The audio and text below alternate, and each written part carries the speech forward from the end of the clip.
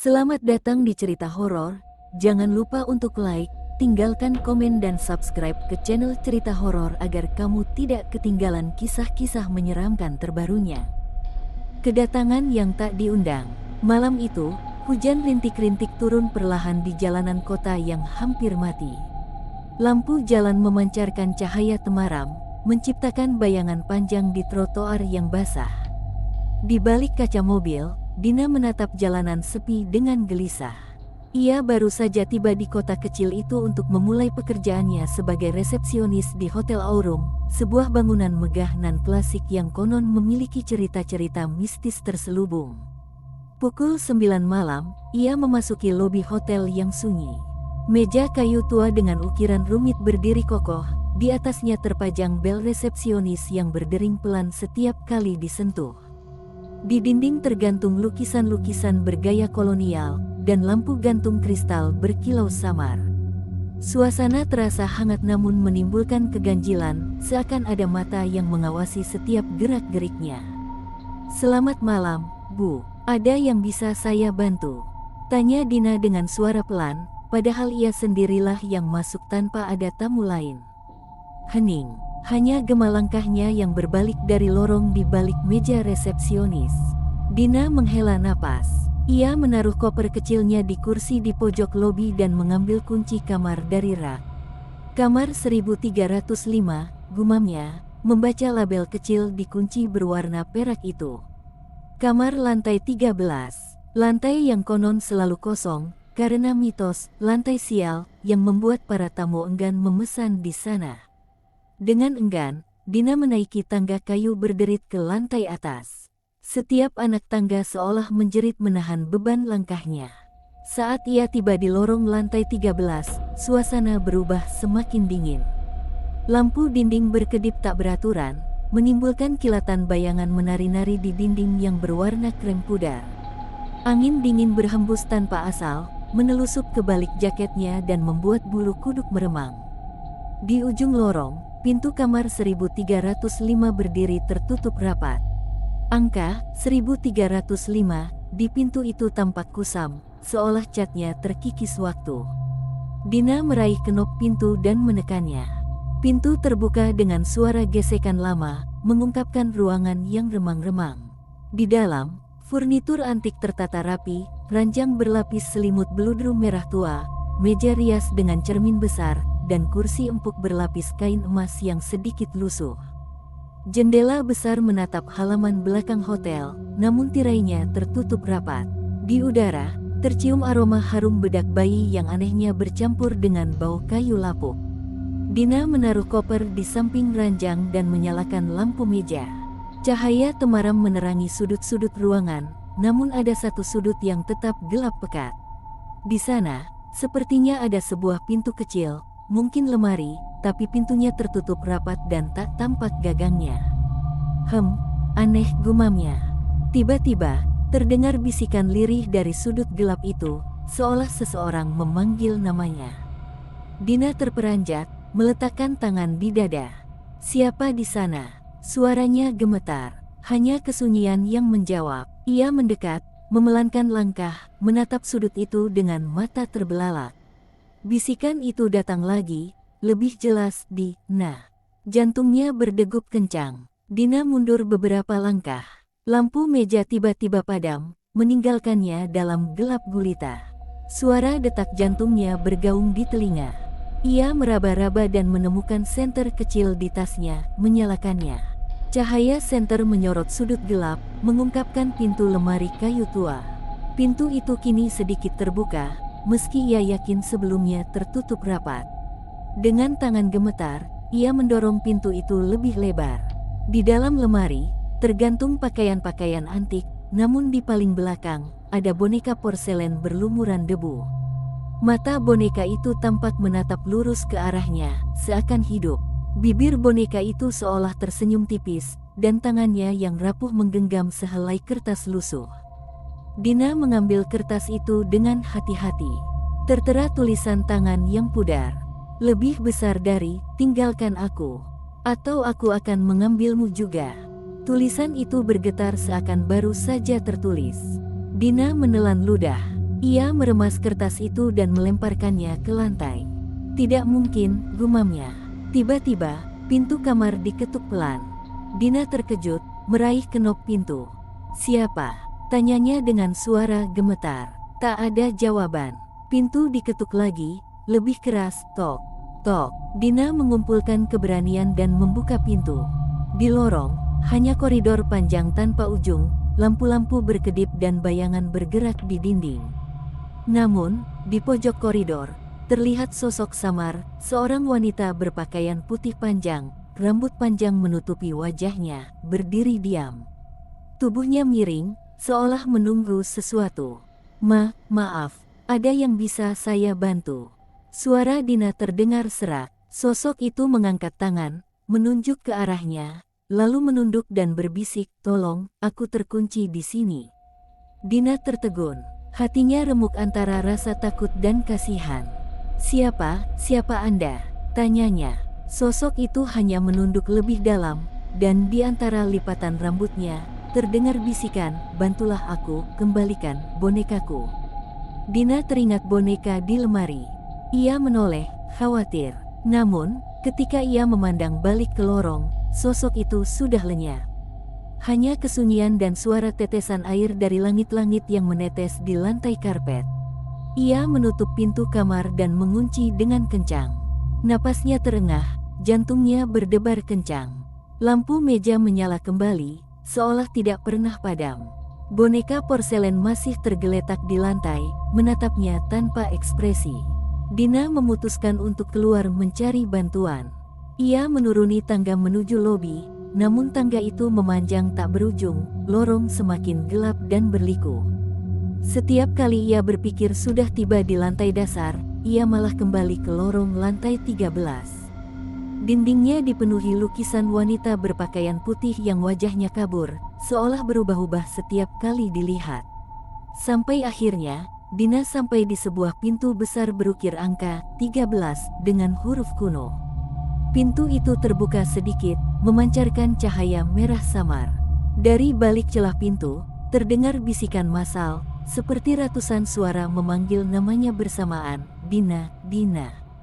Dina terhuyung, pingsan. Saat ia tersadar, ia sudah berada di kamarnya, 1305, dengan selimut merah tua menutupi tubuhnya. Boneka porselen kini duduk di atas bantal, memegang kertas lusuh yang bertuliskan, "Lebih besar dari esok malam, giliranmu." Malam yang tak berujung. Dina terbangun oleh suara gemerincing hujan yang memecah keheningan kamar 1305. Jantungnya masih berdebar kencang, dan keringat dingin menetes di pelipisnya. Selimut beludru merah tua yang menutupi tubuhnya terasa berat, seakan menahan setiap gerakan. Ia menatap boneka porselen yang duduk di atas bantal, matanya yang kosong seolah menantang. Di ujung ranjang, kertas lusuh itu masih tergeletak, huruf-hurufnya tampak lebih jelas di bawah cahaya lampu meja. "Lebih besar dari esok malam, giliranmu." Dina meraih kertas itu, jari-jarinya gemetar. "Esok malam," gumamnya lirih. Ia mengumpulkan keberanian, lalu meremas kertas itu hingga berkeping-keping. Namun, pecahan kertas itu menolak terbelah, malah membentuk satu baris utuh lagi. "Lebih besar dari esok malam, giliranmu." Sebuah tawa pelan bergema di sudut kamar, seperti bisikan dari balik dinding. Dina menoleh, melihat bayangan samar bergerak di balik tirai jendela.